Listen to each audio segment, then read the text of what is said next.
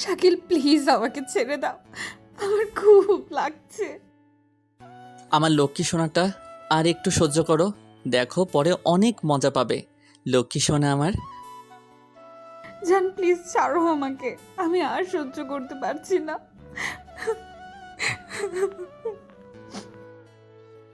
পারবে জান, পারবে। এই তো আস্তে আস্তে করছি, দেখো কোনো কষ্ট পাবে না। আমি আমার নিজের মতো করে জান্নাতকে জোরে জোরে আদর করতে লাগলাম। জান্নাত ব্যথায় কুকড়ে কুকড়ে উঠছে। জান্নাত যতবার কুকড়ে ওঠে ততবার আমি জান্নাতের ঠোঁটে ঠোঁট মিলে দেই।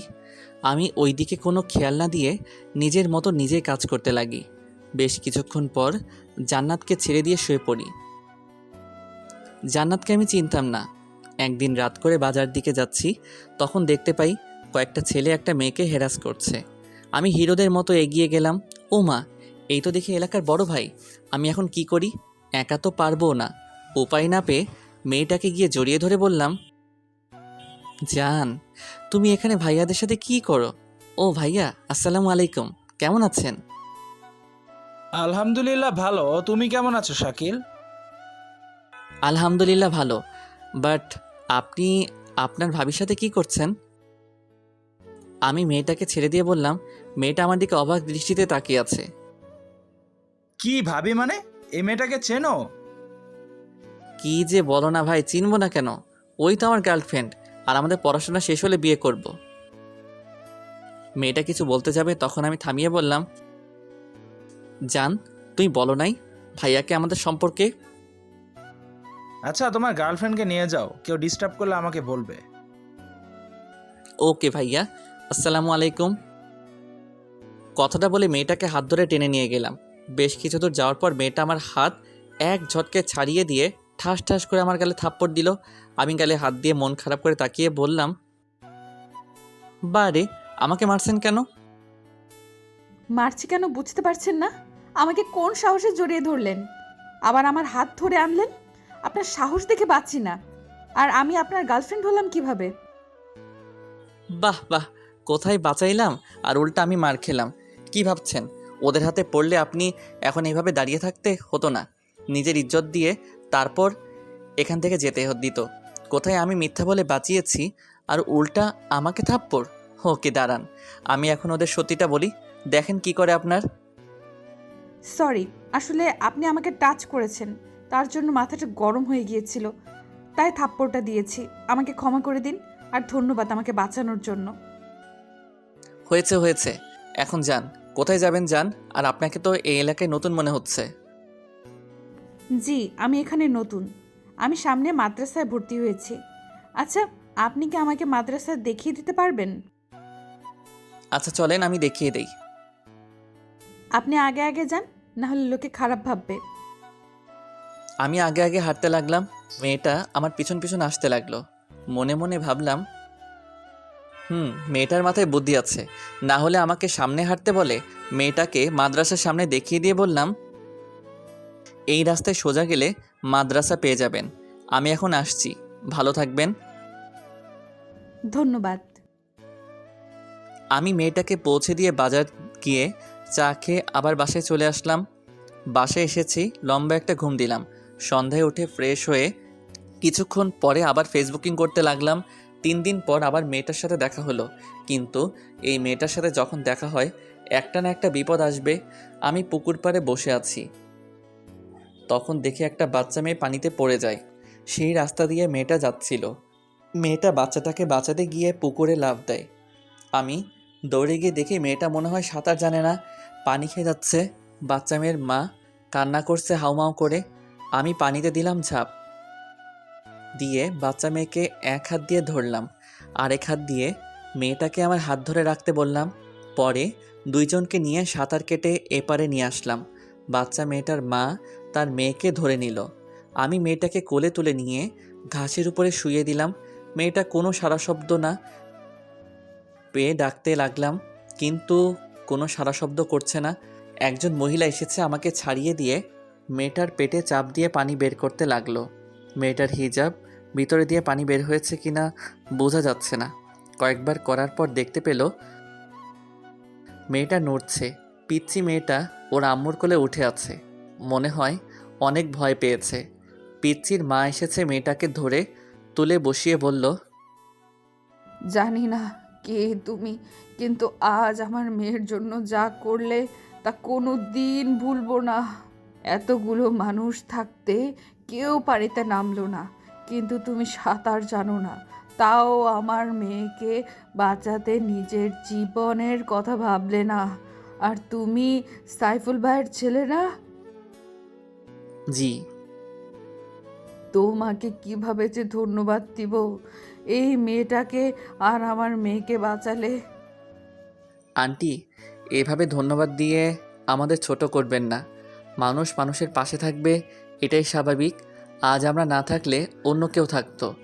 আর পিচ্চিটাকে কিভাবে রাখেন যে পানিতে পড়ে গেল, টেরও পান নাই? কি করব বাবা, এত দুষ্টু হয়েছে না, কারো কথা শোনে না, যা ইচ্ছে তাই করে। মেয়েটা পিচ্চিটাকে কোলে নিয়ে বলল, তুমি ঠিক আছো? পিচ্চিটা মাথা নেড়ে হ্যাঁ সূচক জবাব দিল। পিচ্চিটাকে হিজাবের উপর দিকে কয়েকটা কিস করে আমার দিকে তাকিয়ে বলল, জানি না আপনাকে কিভাবে ধন্যবাদ দিব। আপনি বারবার আমাকে বাঁচিয়েছেন। আর ধন্যবাদ দিতে হবে না। আপনি তো কম না সাঁতার না জেনে এভাবে একজনকে বাঁচালেন, আপনি সত্যি মহান। কথাটা বলে হেসে দিতে লাগলাম। মেয়েটা আর সবাই ভ্রু কুঁচকে তাকালো। আমি বললাম, সরি, আসলে পুকুরের পানিতে ভিজে কিছুক্ষণ থাকলে আমার ঠান্ডা লেগে যায়। মেয়েটা পিচিটাকে নামিয়ে দিয়ে তার ব্যাগ থেকে রুমালটা আমার দিকে বাড়িয়ে দিল। না থাক, লাগবে না। আচ্ছা, আপনাকে পৌঁছে দেই, আপনি তো সুস্থ। এইটা নিয়ে মুছে নিন মাথাটা, না হলে আরো বেশি ঠান্ডা লেগে যাবে। না থাক, সমস্যা নেই, চলেন। মেয়েটা পিচ্চিটাকে কয়েকটা কিস দিয়ে কিছু কথা বলে আমার সাথে হাঁটা দিল। আমি হঠাৎ করে জিজ্ঞেস করলাম, আচ্ছা আপনার নাম কি? জি, আমার নাম মোসাম্মদ জান্নাত খাতুন। আপনার নাম কি? মাশাল্লাহ, অনেক সুন্দর। আমার নাম শাকিল হোসেন। মাশাল্লাহ। দুইজন চুপচাপ হাঁটতে লাগলাম। জান্নাতকে গাড়িতে তুলে দিয়ে বাসায় চলে আসছি। আমাদের এইভাবে কয়েকদিন পরপর দেখা হতো। আমাদের টুকটাক কথা বলার 3 মাসের মাথায় আমি তাকে প্রপোজ করি। প্রথমে রাজি হতে চাই না, পরে হয়ে যাই। আমাদের ভালোবাসা আজ 3 বছর হলো। এই 3 বছর সম্পর্ক পূর্ণ হওয়ার কারণে আমি জান্নাতকে পার্কে ডাকি। জান্নাত পার্কে এসেছে, আমার কাছ থেকে একটু দূরে বসলো। আমি জান্নাতের দিকে তাকিয়ে বললাম, জান্নাত, একটা সত্যি করে কথা বলবে? কি কথা বললো? আর আমি মিথ্যা বলতে পছন্দ করি না। বললো কি জানতে চাও? আমাকে তুমি ভালোবাসো? আমাকে দেখে তোমার কি মনে হয় আমি তোমাকে ভালোবাসি না? আবির, আমি তোমাকে আমার জীবনের থেকেও বেশি ভালোবাসি। বিশ্বাস করি আমি তোমাকে। ভালো না বাসলে কোনোদিন তোমার সাথে কথা বলতাম না, এভাবে মিশতাম না। ওকে ধরলাম, আমাকে ভালোবাসো। আচ্ছা বলো তো, আমার জন্য তুমি কি করতে পারবে? এই কেমন কথা?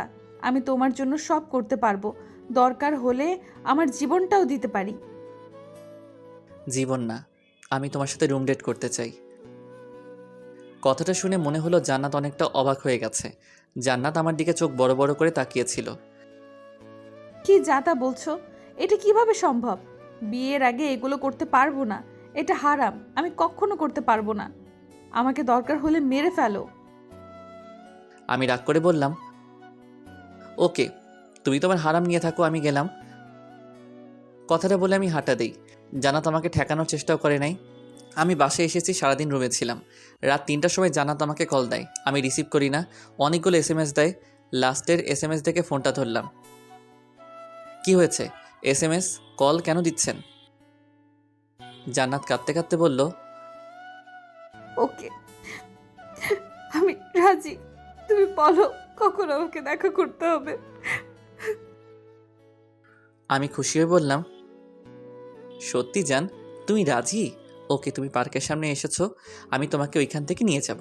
আই লাভ ইউ মেরি জান। সাথে সাথে জান্নাত ফোনটা কেটে দিল। আমি ঘুমিয়ে পড়লাম। সকাল 8টায় উঠে সোজা বাইক নিয়ে পার্কে যাই। ওইখান থেকে জান্নাতকে নিয়ে একটা হোটেলে যাই। গিয়ে রুমে নিয়ে গিয়ে দরজা আটকে দিয়ে জান্নাতকে কিস করতে লাগলাম। এক এক করে জান্নাতের সব কিছু খুলে ফেলতে লাগলাম। আমি জান্নাতে 3 বছর হলো কোনো দিন দেখি নাই। আজ দেখে আমার পুরো মাথা খারাপ হয়ে গেল।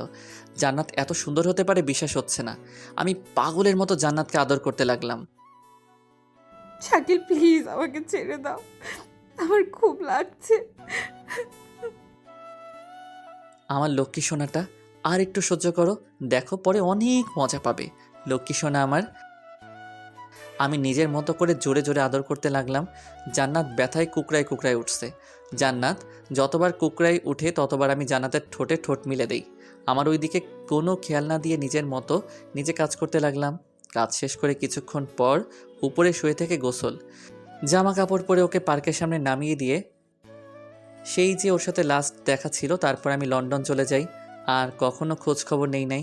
আজ 6 বছর পর দেশে ফিরছি। আব্বু আম্মুর সাথে ঝগড়া করে বাড়ি থেকে বের হয়ে যাই। কোনো খোঁজ খবর রাখি নাই কারোর সাথে। বন্ধুর সাহায্য জবটাই পেয়েছিলাম, কোম্পানির জন্য দেশে আসতে হলো। এয়ারপোর্টে থেকে সোজা হোটেলে গিয়ে উঠি। ফ্রেশ হয়ে খাবার খেয়ে গাড়ি নিয়ে বের হলাম নিজের বাড়ির দিকে। বাড়ির সামনে গিয়ে অবাক হলাম, এখন বাড়িটা অনেক উন্নত হয়েছে। আগে ছিল 1 তলা, এখন হয়েছে 2 তলা। গেট সামনে যাইতে একটা বাচ্চা মেয়ে এসেছে, আমাকে পিছন থেকে বলল, এই যে আঙ্কেল, কি ব্যাপার? আপনি আমার বাড়িতে এভাবে উকিঝুঁকি মারছেন কেন? আমি অবাক হয়ে ভাবতে লাগলাম, এই পিচ্চি মেয়েটা আবার কে?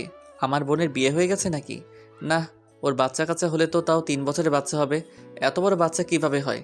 আমি পিচ্চিটার সামনে হাঁটু গেড়ে বসে বললাম, এটা তোমার বাড়ি? অনেক সুন্দর তো। তা মামুনি, তুমি কার মেয়ে? কার মেয়ে মানে? আমি আমার আপুর মেয়ে। ওরে বাবা, কি তেজ! এটা কার মেয়ে হবে? না, আমার বোন তো অনেক শান্ত। এই মেয়ের মধ্যে আমার বোনের কোনো মিল নাই। আমি হেসে বললাম, তা তো বুঝলাম, তুমি কি সুমাইয়া আপুর মেয়ে? এই, আপনি আমার ফুপির নাম জানলেন কিভাবে? আপনি কে বলেন তো? তোমার ফুপি মানে কেমন ফুপি? কেমন ফুপি মানে? ধ্যাৎ, সামনে থেকে সরেন তো, ভেতরে যেতে দিন।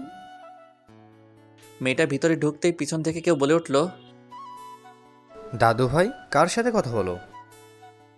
আমি পিছনে তাকাতে দেখি আব্বু। আমি ভয় পেয়ে দৌড়াতে যাব, তখন আব্বু বলে উঠল, শাকিল তুই এখানে? কথাটা বলে আমাকে জড়িয়ে ধরে, কান্না করে দেয়, আমাকে ধরে ভিতরে নিয়ে যায়। ভিতরে ঢুকে দেখি একটা বোরকাওয়ালা মেয়ে আর আমার আম্মু সুমাইয়া বসে আছে। আমাকে দেখে আম্মু দৌড়ে এসেছে, আমাকে জড়িয়ে ধরলো। এতদিন কোথায় ছিলি? এতদিন পর আমাদের কথা মনে পড়লো? না জানি কি হয়েছিল, আব্বু আম্মুকে একটু বকা দিতে পারবে না? আমার বোনও জড়িয়ে ধরলো। এইগুলো বলে কান্না করতে লাগলো। পরে আমাকে দেখে বোরকাওয়ালি চলে গেল মেয়েটাকে নিয়ে। আম্মুকে জিজ্ঞেস করতেই আম্মু হেসে বলল, নিজের বউ বাচ্চাকে চিনিস না? কিভাবে চিনবি? তাদেরকে তো একা করে চলে গিয়েছিলি। আমি অবাক হয়ে যাই। তারপর সব কিছু আম্মু আব্বু আমাকে বলল। আমি শুনে বুঝতে পারছি না কি করব। আমি দৌড়ে নিজের রুমে গিয়ে দরজা ভিতরে ঢুকতেই দেখি জান্নাত কান্না করছে পিচিটাকে ধরে। আমি পিচিটাকে জড়িয়ে ধরে সারা মুখে কিস করতে লাগলাম। আমি জান্নাতের কাঁধে হাত রাখার সাথে সাথে জান্নাত আমার হাত ছড়িয়ে দেয়। আমি অনেক বোঝানোর পর জান্নাত আমাকে জড়িয়ে ধরে অনেক কান্না করে। তারপর সবাই সব কিছু বলে। জান্নাতের আম্মু আব্বু আমার ফ্যামিলিকে সব বলে দেয়। তারপর থেকে জান্নাত এই বাড়িতে আমার বউ হিসেবে থাকতো। আমাদের বিয়ে হয় নাই। আমি বলে দেওয়ার পর আমার বিয়ে দিয়ে দেয়। আর আজ আমাদের বাসর রাত। ছোট মেয়েকে মাঝখানে রেখে আমি জান্নাতের মাথায় হাত বুলাতে লাগলাম। পিচিটা ঘুমিয়ে গেলে আমি জান্নাতের কাছে গিয়ে ওকে জড়িয়ে ধরি। এই যে, কি দেখছেন জান ভাঙেন? আমি আমার বউকে আজ 6 বছর পর একা পেয়েছি। একটু তো শান্তিমতো আদর করতে দেন, তা না করে এখনও শুনছেন? আজব তো।